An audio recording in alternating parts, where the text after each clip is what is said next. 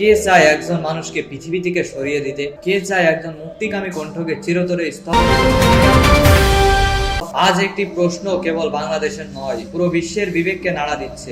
মির্জা আব্বাসী কি সত্যি হাদিকে দুনিয়া থেকে সরিয়ে দিতে চেয়েছিলেন?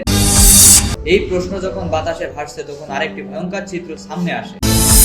আল জাজিরার সাংবাদিক জুলকারনাইন তার লেখায় যে তথ্য দিয়েছেন তা হিমশীতল সত্যের মতো আমাদের গ্রাস করে। তিনি লিখেছেন, হাদির উপর যারা নরকীয় হামলা করেছেন তারা নাকি ইতিমধ্যে ভারতে নিরাপদ আশ্রয়ে অবস্থান করছেন। শুধু তাই নয়, সেই নিরাপদ স্থানে পৌঁছে তারা নাকি ছবি তুলেছেন এবং সেই ছবিগুলো নাকি পাঠানো হয়েছে আওয়ামী লীগের একজন শীর্ষ নেতাকে। এর অর্থ কি দাঁড়ায়? এর অর্থ স্পষ্ট, বাংলাদেশের কোনো আইন শৃঙ্খলা বাহিনী তাদের ধরে রাখতে পারেনি।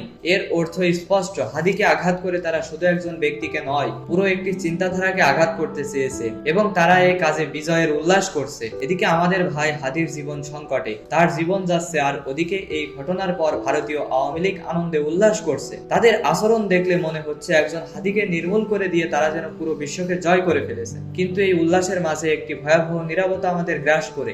এই দেশে সামান্য একটি কুকুর হারিয়ে গেলেও আমাদের তথাকথিত বুদ্ধিজীবীরা রাস্তায় নেমে আন্দোলন করতে পারেন, বিবৃতি দিতে পারেন, অথচ হাদির মতো একজন মানুষ, যিনি দেশের সম্পদ, যিনি সত্যের কণ্ঠস্বর, তিনি হারিয়ে যেতে বসেছেন আর কারোর কোনো পদক্ষেপই চোখে পড়ছে না। এই নীরবতা একটি কথাই পরিষ্কার করে দেয়, এই দেশে যদি আপনি তথাকথিত বুদ্ধিজীবী হতে চান, তাহলে আপনাকে একটি অলিখিত শর্ত মানতেই হবে। আপনাকে ইসলাম বিদ্বেষী হতে হবে অথবা নীরব থাকতে হবে। যদি আপনি ইসলামের কথা বলেন, ন্যায়ের কথা বলেন, তবে আপনি এই সমাজের চোখে বুদ্ধিজীবী নন, বরং বিষ। আর তাই হাদির জন্য আজ এত নীরবতা। তার অবস্থা এতটাই গুরুতর যে জীবন বাঁচাতে তাকে এয়ার অ্যাম্বুলেন্সে করে সিঙ্গাপুর নিয়ে যাওয়া হচ্ছে।